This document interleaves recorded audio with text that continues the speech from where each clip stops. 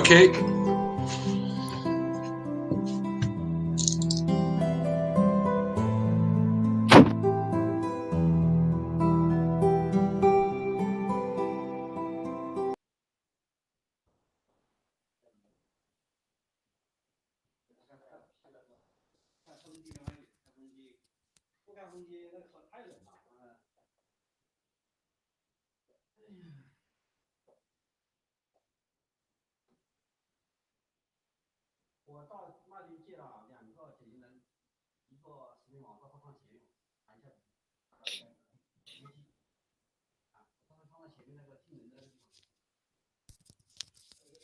Can we begin now?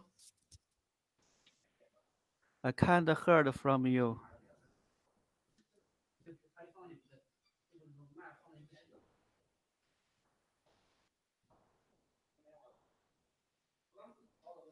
So, should I begin already or not yet? It's still early. Yes. Okay, can we begin now?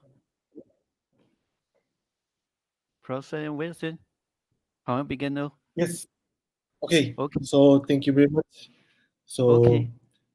Okay. yes. No. So I will start. Okay.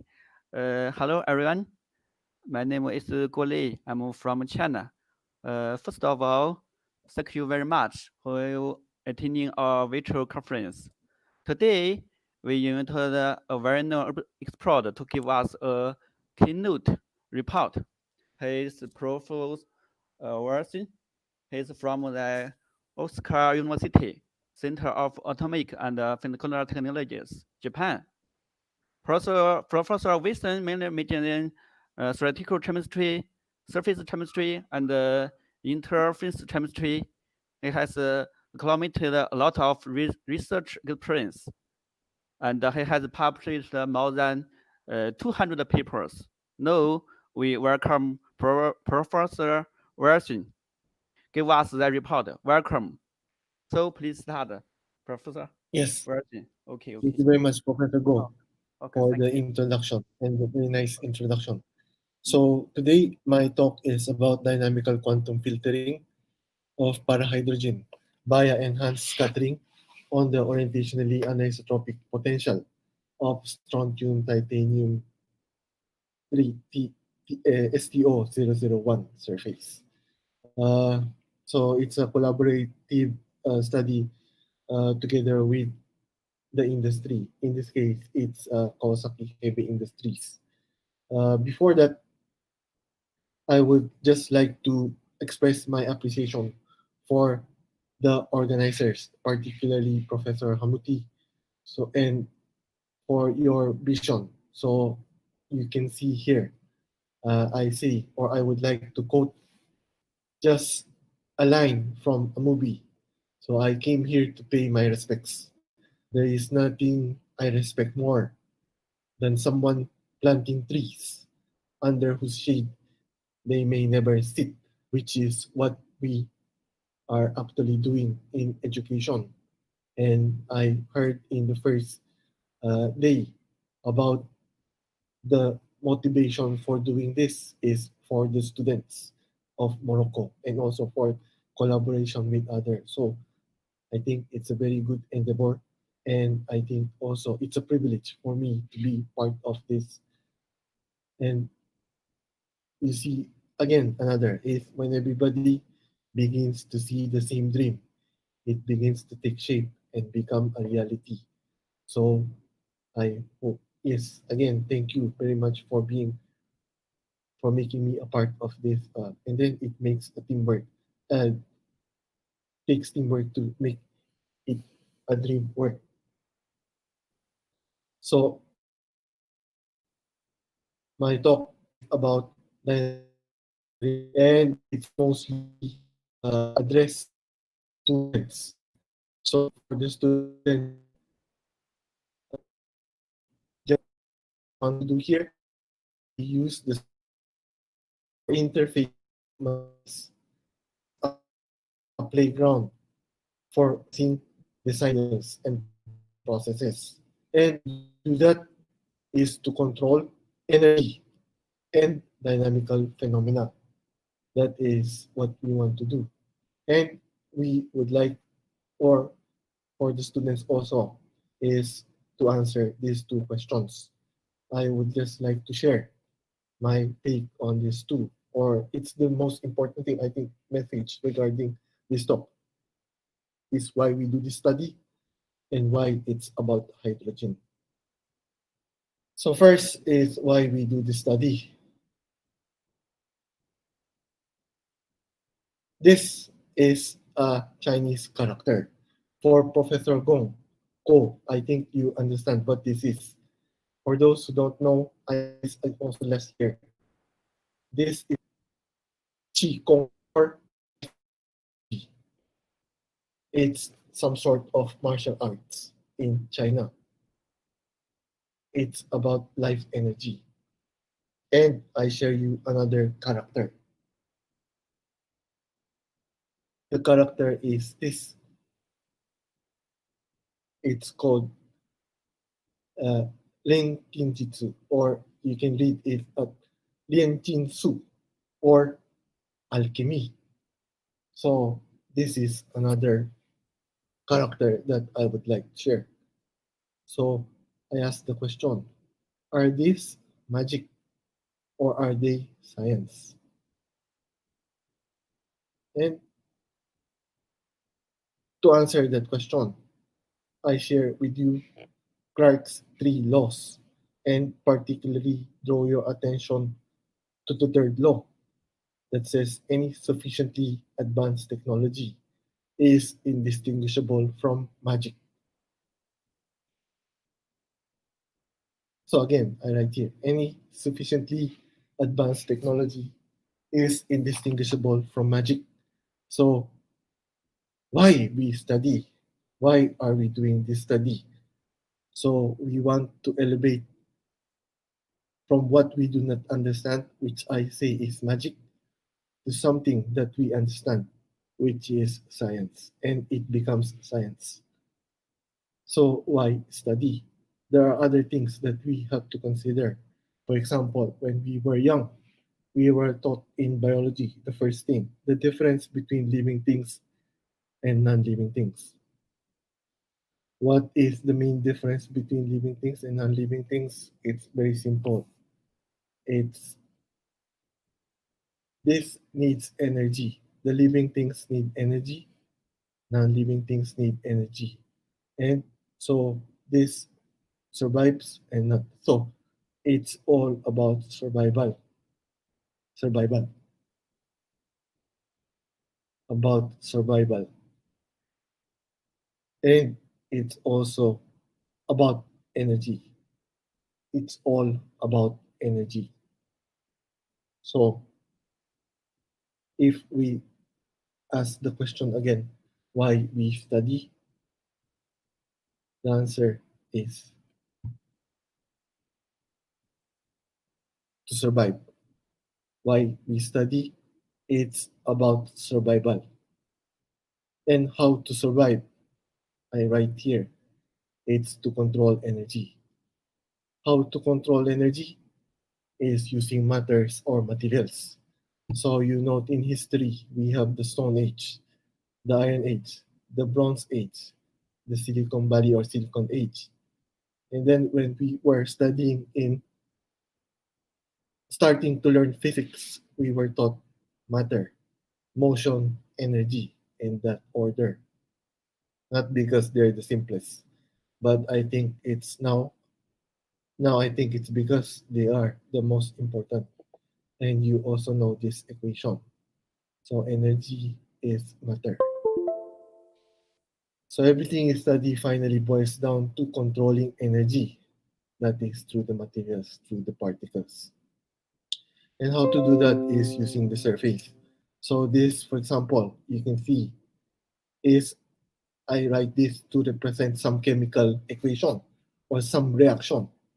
Let's say A react with B or A plus B to get C. So here we say we have some initial reactants or some parts that we have, and this is the final product that we get. And then I say the magic is in this part, the arrow. Everything is that we do. So A and B are given. C is what we desire. A and B, we do not have a choice what to do because they are given. C is what we need, also no choice. Here, this part is where all the magic comes from, or where I call the design space is happening. And it's using the surface. And then there are some principles that we need to know, but we don't get into the details. But first, for example, we have to consider some first principles, doing some assumptions and rules that we cannot do without in order to proceed with our discussion. And then we proceed. So next, I go to why energy. So first, the answer to why we study is for survival. So next is why hydrogen. Why we study hydrogen. So here it's just says, if I want, may be allowed to quote, it's Biskop said, to understand hydrogen is to understand all physics. And you recall that hydrogen plays an important role in the history of, let's say, physics, quantum mechanics, chemistry, and so on. And somebody paraphrased Biskop. He said, to understand hydrogen, one must understand all physics. So that's why we are doing this study. Then you can ask, so what? So what? We can then ask the question, how to control hydrogen? And then this comes the topic of my discussion today. It's about dynamical quantum filtering of para-hydrogen using the surface.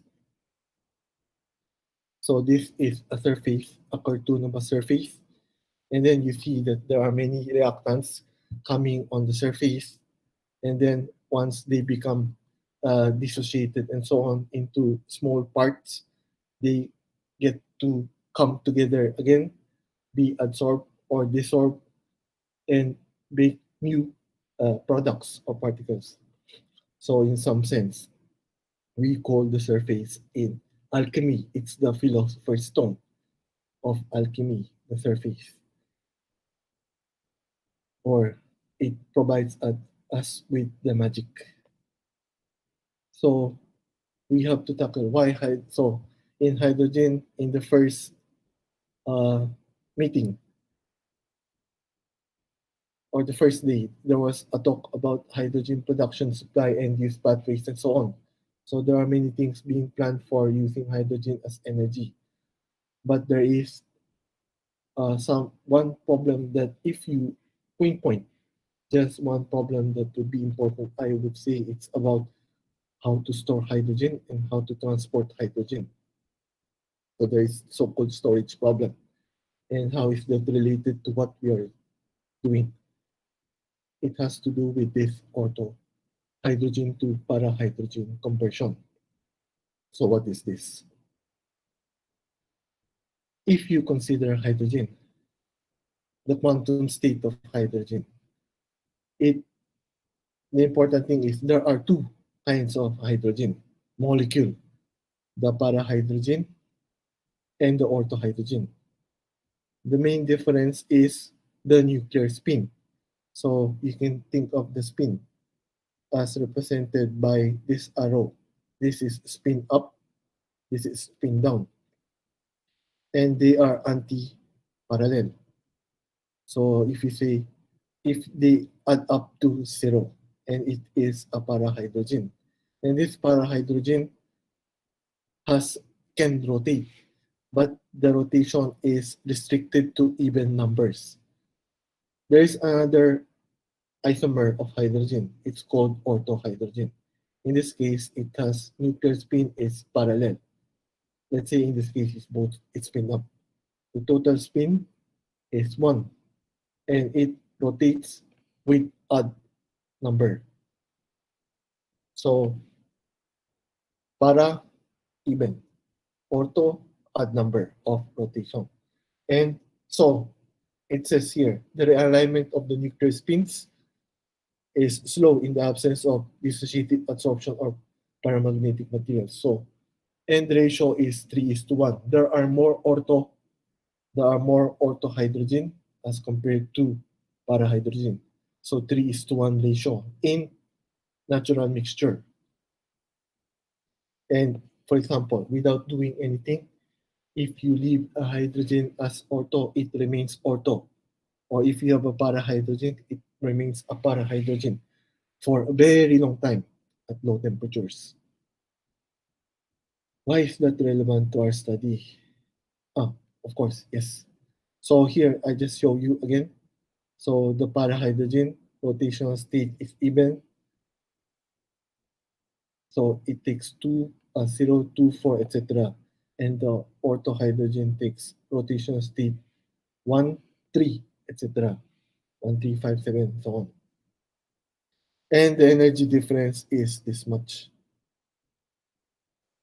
So from ortho to para is this much energy that you need to think about. So why? What is the problem? It's this so-called boil off problem.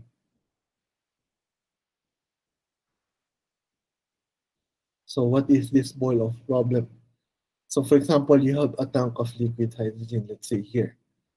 And then after 100 hours, you may say only for 4% of the hydrogen remains. Or if you have a car, for example, and you say you are storing liquid hydrogen in the car, after leaving it under the sun for a few minutes, a few hours, oh, instead of a full tank, you have only 40% left. Why is that so? Because of the ortho to para conversion. It basically says heat, and this heat is the reason for the loss, the boil off. So what is the problem is how to limit the boil off. We need to have 100% pure para hydrogen.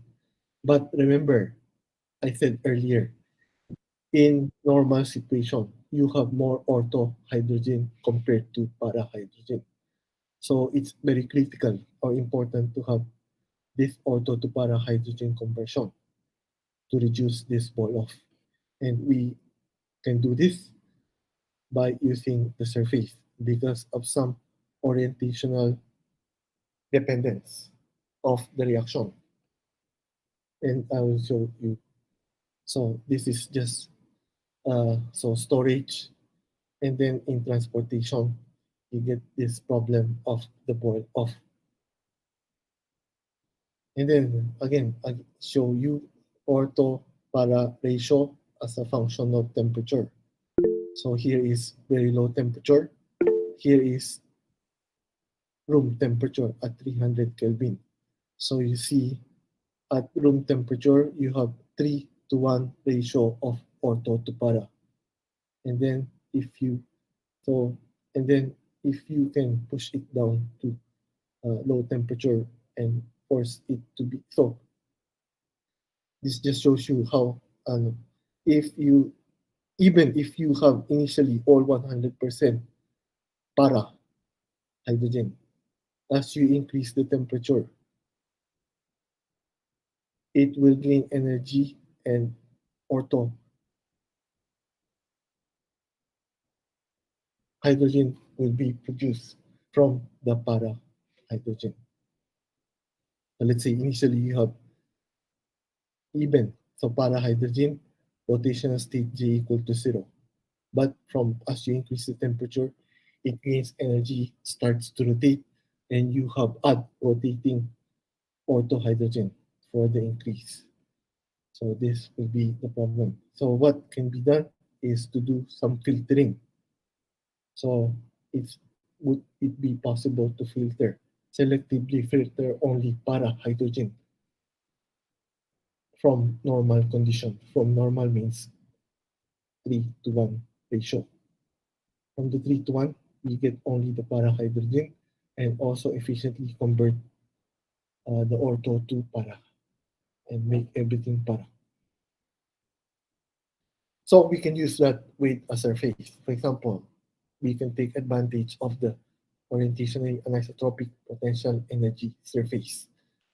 It turns out that when you have a para-hydrogen and a ortho-hydrogen, because of orientation dependence, here I just show you ionic crystal. In ionic crystal, you have regions where it's more positive and regions where it's more negative, let's say. Then you can expect that because of this difference in the ortho and the hydro, some part will be more reactive to para-hydrogen, some parts of the surface will be more reactive to ortho-hydrogen. And this can be taken advantage of. So there are two scenarios of how to separate ortho-hydrogen in the case of an ionic surface. One would be, for example, to adsorb. And because the adsorption nature for ortho and para-hydrogen is different, and in this case, it so happens that para-hydrogen can be desorbed more easily as compared to ortho-hydrogen. So that is one way of separation. But then you realize you need to put heat into the system in order to take out this para-hydrogen. Another way would be, or let's say more efficient way would be to just scatter the hydrogen and then collect. And because of this, again, because of this orientation dependence, the scattering behavior will be different for ortho and para. So there will be preferential scattering in some certain angle for the ortho as compared to the para, which we will see later, using SDO as our surface to filter. Why did you use SDO? The main reason is because it's controllable. Controllable in the sense that, let's say, for example, we can have two kinds of termination. One is TiO2 termination, where you have rows of titanium and oxygen. Or we can have SR termination, where we have rows of strontium and oxygen on the surface. So what we will do is the following. So it takes two steps. One is to determine the potential energy surface for the interaction. What we do is uh, determine the energies for different orientations, distance, and positions on the surface, and also orientation, how parallel, perpendicular, or in between. And then after that, on top of this potential energy surface, we do quantum dynamical calculations. We do real scattering. So we hit the surface. So what will be done is to hit the surface at particular incidence angles for para and ortho. Hydrogen in initially different rotational states, and then calculate or measure the scattering probability that we can find it in either ortho or para situations. So first, how large is the orientational anisotropy? So here we show you on the top is titanium oxide termination, and on the lower panel is strontium oxide termination. The data is shown here, but I just draw your attention to this table. So if we compare hydrogen molecule oriented perpendicular to the surface and parallel to the surface, on the oxygen side, it prefers perpendicular orientation, molecular absorption, perpendicularly on the surface. And then on the titanium side, it's more preferred to be oriented parallel to the surface.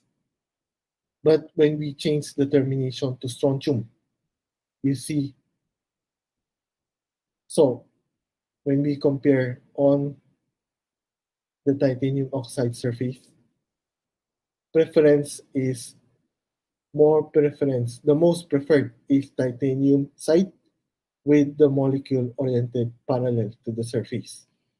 But when we go to strontium, it now becomes the oxygen side that is preferred, and the orientation is now perpendicular. So there is, on each termination, there is a strong orientation dependence and also a very strong site dependence for adsorption or for the reaction or for the interaction between hydrogen and the surface. And also we can see that this just shows charge and density difference. What this says is because of the particular orientation, you sort of see some induced dipole moment. So in this case, increase and decrease in the orientation. So it effectively, you have, let's say, in this case, a dipole moment or induced dipole moment pointing outwards. And this is, in this case, pointing inwards. And this also in, gives some, uh, plays some role in the interaction with the surface between hydrogen and STO. This gives some more details of what happens when you have different positions. But here is the most important. So this is the electrostatic potential as a of different orientations and the sites. Titanium oxide terminated and strontium oxide terminated surface. So what is important here is the orientation anisotropy only comes, the effective efficacy is when it is in this range, less than 2.5 angstrom. Less than 2.5 angstrom. It's the difference comes to increase. Far from that, it's almost flat for both termination. So what happens? So we can now, so we have the information regarding the potential. So we can just solve the Schrodinger equation with the potential given with for the data we have earlier, and we solve it using the coupled channel. And we can calculate, for example, for different incidence energy and different incidence angle with respect to the surface normal, and measure the final scattering angle with respect to surface normal. And this row here, this column, shows you the ratio of the ortho to the para, or para to ortho. So para is j equal to 0 is even, and j equal to 1 is odd. So this is para to ortho ratio. Para to ortho. So it should be in normal situation. In normal situation, the ratio of para to ortho is 1/3. But you see for all of this, it's more than 0.333. It's more than 1. So Sorry, in some sense, sorry, yeah, Professor yeah. Wilson, please speak higher, speak higher. Yes, okay. Oh, Yes. okay, okay. Somebody can't heard very clearly. Speak Thank you higher. very much. Yeah, yeah, Okay, okay, yes. So okay. I'll speak louder. Okay. So, so in this column, you see that the ratio in normal situation, the para to ortho ratio is 1/3. But these are all more than 1. So in some sense, so finally, you see that we are able to increase the scattering of the para-hydrogen.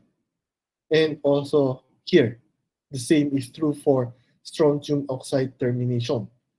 The ratio is greater than 1, greater than what is normal. Normal is 1/3. And the highlighted, if you see the highlight, I just again right here the highlighted one. For titanium oxide termination at an incidence energy of around 80 millieV and incidence angle of around 16 with respect to the surface normal. There is a off specular scattering of 5.20, and then the maximum ratio you get is around 5. And here is for strontium termination, what you see is at 60, it's almost 16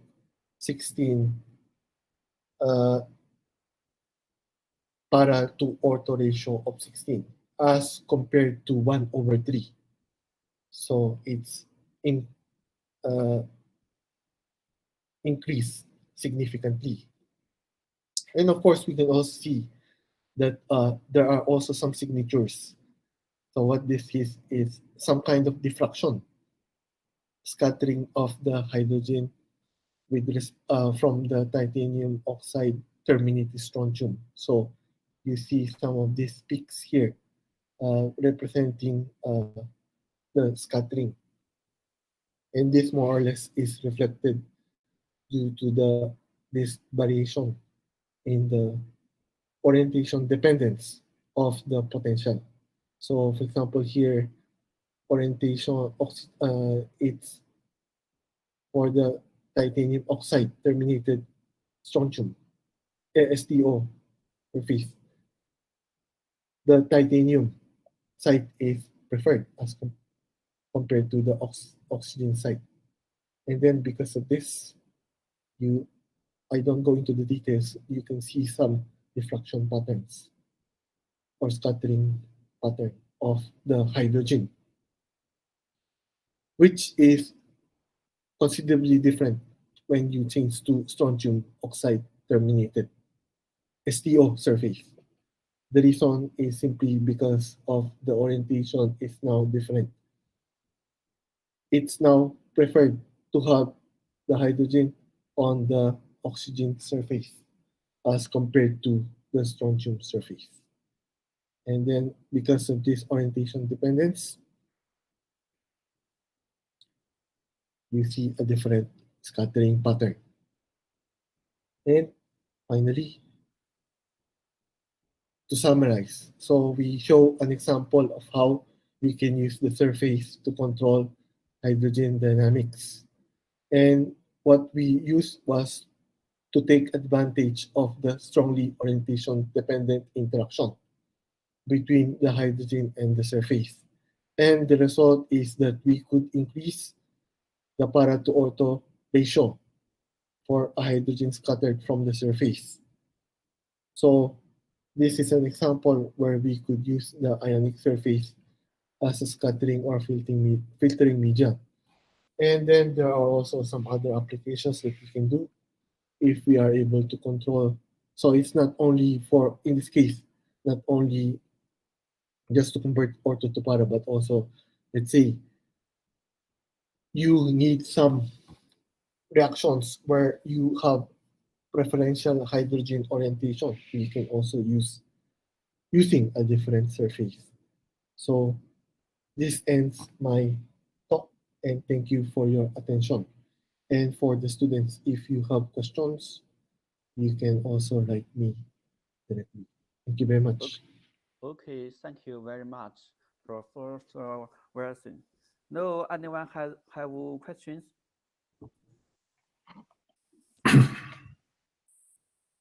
Yeah, good morning. I have 2 questions, yeah? Yes. おはようございます。おはようございます。 Thank you so much, yeah. I have 2 questions here, Professor Wilson. Just as Yes. you know very, very well, surface chemistry is a very well-known developed field, and yeah. So did you examine the effect of doping? I mean, the surface, for example, you showed with the titania or with other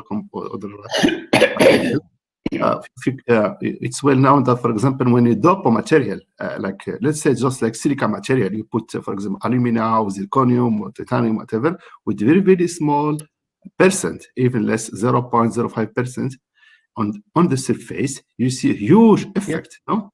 Yeah. So did you try with this, I mean, theoretical calculation to dope your material, for example, titanium, putting maybe alumina, putting some atoms, and to see what is the effect in the stabilization of H2 para or H2 ortho? Yes. So very nice question. So in this case, because we are looking at it on the very how do you say, very small level, say what happens.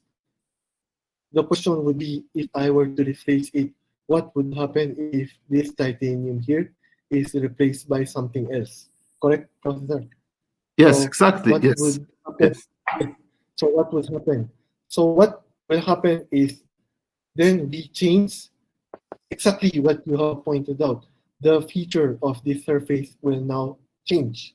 So depending on that, we have further control of what kind of conversion probability we have. So that would be also the thing that. So we know that this part or this part will change drastically, depending on where you locally change the atom, and then this will affect really. So for example, initially, let's say the orientation should be perpendicular, but because you change this part, now it become parallel. And then because it's now parallel, the probability for ortho to para conversion will change. Okay, so it gives more probability, yes. Yes, thank you so much. So I will move to the second question. Of course, it's very well known in also in surface chemistry, material chemistry, even in biological molecules. It's what we call confinement effect. So when we go from, let's say, a flat surface to pores or cage and so on, you see the effect of confinement, which of course also is explained by specific or not specific interactions between, let's say, the gas, in this case, hydrogen molecules, and the surface, which is not a flat surface now. Did you examine this, I mean, in a surface like of particles, you know, nanoparticle of titanium or even tubes? Yeah, we did some experiment in the past, but not a small molecule, very large molecule. Yeah. Go ahead, please. Go. Yes, sorry. Yes. So it's yes, very good point. So it's, let's say, in your case, if I were to rephrase it again, for example, instead of very flat surface, we have, let's say, 410 or kink, where there is So in that case, we also did some study also. Let's say, for example, for palladium 20210, let's say. And in that case, what happens if I just show you, if you can see my camera? Yes, so this is, and then what happens is the hydrogen will be absorbed parallel and then rotating in like this on this at this step edge, and then because of this, it now shows the palladium can convert ortho to para more efficiently. So it's faster conversion. So we also have some study regarding that. Okay, I have one question, if you allowed. Yes. Okay. And now we're from Germany. First of all, congratulations for your work. I saw your paper in Scientific Report, a very good paper, just recently. And you just mentioned in this paper in the Scientific Report that it can be application in hydrogen storage in transport. And Can you explain to us in which direction in terms of application, in order to, because it's very important, especially for us in Morocco, where we want to move to the hydrogen technology and the economy and the storage, which is a very big challenge. The transport also is a very big challenge. Can you explain to us a little bit, Yes. just to highlight in which direction we can go and how to make a hydrogen storage and So, for example, transport? yes. Please. For example, in this case, so problem, for example, is, let's say, boil off or storage. So what can happen here is, why is this situation happening? So earlier I mentioned that the reason for this is because when you store hydrogen, in Yes. normal situation, even if you liquefy hydrogen, there will be a ratio of 3:1. 3:1. Remember, it's there are more ortho hydrogen compared to para-hydrogen. Even if you liquefy in this situation, it's not 100% para-hydrogen. So what happens then is you have ortho hydrogen, very few, but they are stored in the container. And then, as I showed you, when hydrogen interacts with some surface, there is a possibility of compression. So what happens then is that this auto hydrogen becomes para-hydrogen. It's a problem. Why? Because it releases energy. It releases, sorry, in the wrong direction. It releases energy. It releases this much energy. And then it will boil off the system. So how can we apply this? We can, before you, let's say, liquefy hydrogen, make it pure para-hydrogen first. And then you don't have the problem of boil off. Actually, this is a project that we did with Kawasaki, and to make it more efficient, to make hydrogen first and then make it liquid before liquefying it. So that is one of the projects that we are doing. So that is one of the. Yes, I just want. I am very much interested in this topic, and we have in Morocco a very good groups working on density function theory, ab initio, and all these methods.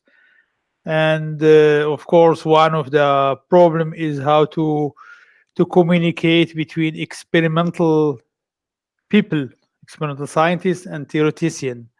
That's why I'm asking this question. So, do you have any relationship to the industry in Japan in this topic? I mean, when you talk about para-hydrogen, all this language in theory, how to translate this in application, does people understand? Because when I talk about the storage of hydrogen and transport of hydrogen, I'm thinking about the quantity of hydrogen. So how to connect this para-hydrogen, etc., to the amount, the quantitative. Quantitative. First is with regard to collaboration. We have a collaboration with the industry. So here is Kawasaki Heavy Industries, and then they made a plant, model pilot plant, to store hydrogen in liquid form using the technique that we propose. So it's in some sense successful. How to quantify? I think it's just yes, I agree with you. It's very hard to say, oh, because we're doing and it's very hard to go directly to understand each other. So what happens is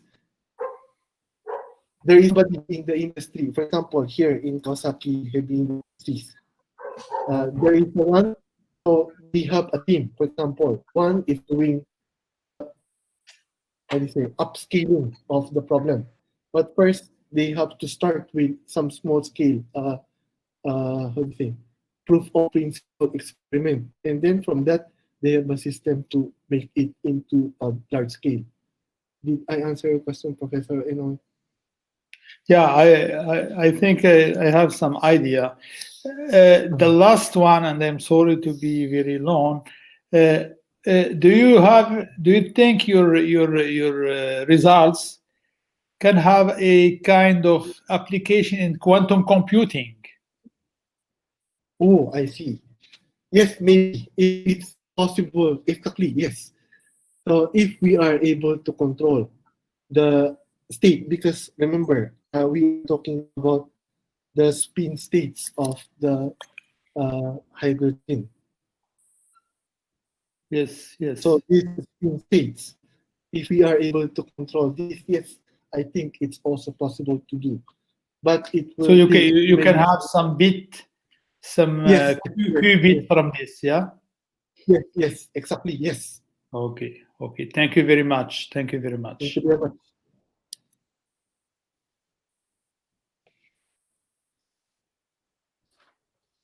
So if there's no more question, I would like to ask one, if possible. Yes, please. Okay, is it okay? Yes, so thank yes, you. This is of course this is dual again. Yeah, just you know, of course you did the torch calculation using one layer of hydrogen, but of course in practice and experiment you will have a huge amount of layers, and many of the molecules of the hydrogen molecule, they don't directly interact with the surface, and so there is a problem then, because theory, of course, using one layer, maybe you can use 2-3 layers, but as you know very well, when we go up, the interaction between hydrogen molecules and the surface is not anymore the same, and it's almost like the bulk, like hydrogen bulk. Of course, yeah, there is some difference. Of course, we know that. So how do you?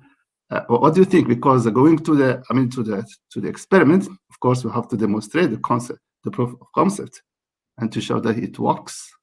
Please, can we tell something about that? Yes, thank you very much for that question. Yes, so I realized that my explanation is not very good. So when I show here that we say we put hydrogen, it's the scattering. Okay. Let's see. I will choose a nice picture. Okay. For example, when I say we heat hydrogen like this, and the space is actually using, because we invoke Maxwell-Boltzmann, so it's Maxwell-Boltzmann distribution. They are not actually saying that it's just one. They are actually many, and then that's why we can also take into account temperature effect and so on. So in this case for hydrogen, if we say that they follow Maxwell-Boltzmann statistics, then regardless of, it's like saying we are also taking into account that there are Avogadro number of hydrogen hitting the surface, and with a probability with the ratio 3:1 to para, and then we are calculating how many of them will be scattered in a particular direction. That's why we do this. We can take the statistics actually. So it's not just one layer or 2 layers, but it can be. So the numbers I quote here can be directly measured. They can be directly measured. And you can say directly, oh, you are wrong, or you are right. And we can say, oh, which we not agree, and why, and so on. Did I answer your question, Professor? Yes, thank you so much. Domo arigato. Domo. Yes, thank you very much for the clarification. Yes. Thank you. Thank you. Yes. Professor Wilson. Yes, Professor Tesani. I have one question too. Yes, please. Actually, why we study? To survive. We agree. Yes. Yes. But to survive, we need water. H2O, water, Yes. not hydrogen. Yes. Yes. Because by water, we can go for hydrogen by splitting. Yes. Yes.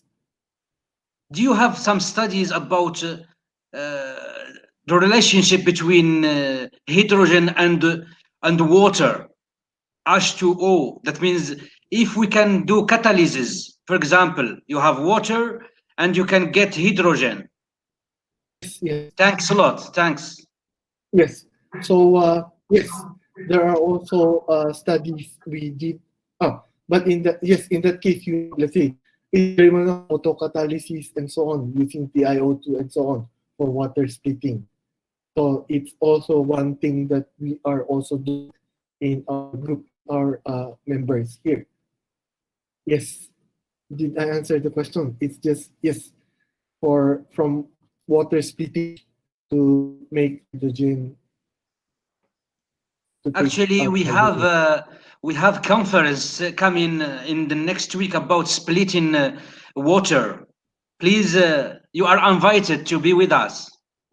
Oh yes, thank you very much. I would be happy to listen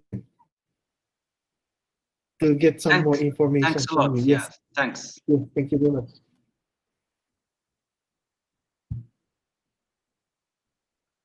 The water splitting is very difficult because you need to consider the excited states if it's photocatalysis. So in that case, it's the tools maybe are not so well developed yet, or we need to develop more tools to do that, to compare directly with experiment. So it could be very interesting. Yes. No, Professor Wilson, I have Yes. one question. I Yes, have Professor one Go. question. All right. Your work is outstanding. But I think your theoretical results have been confirmed by experiments. Do you do some experiments to confirm your result? Yes. So we do some. We have collaboration with experimentalists. So if you can see, I showed, for example, the technique or the result for orthopara. It's actually being used by Kawasaki Industries already. So this is our collaborator.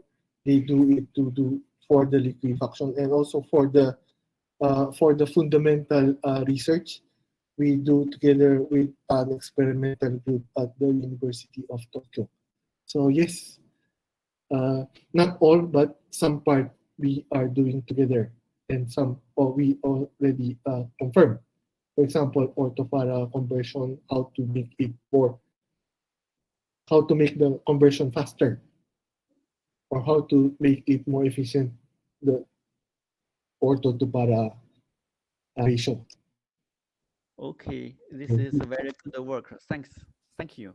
Thank you very much. Anyone else who have questions?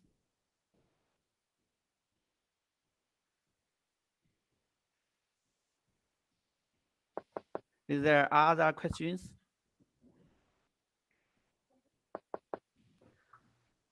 If there is no, we will finish our conference. Yes. Okay, thank you. Thank you very much, Professor Wilson. And thank you also, Professor Guio, for this nice meeting and this nice conference. Thank you for everybody, and hope to meet you again in next ICMES 2021 in the south of Morocco, maybe, inshallah. Yes, inshallah.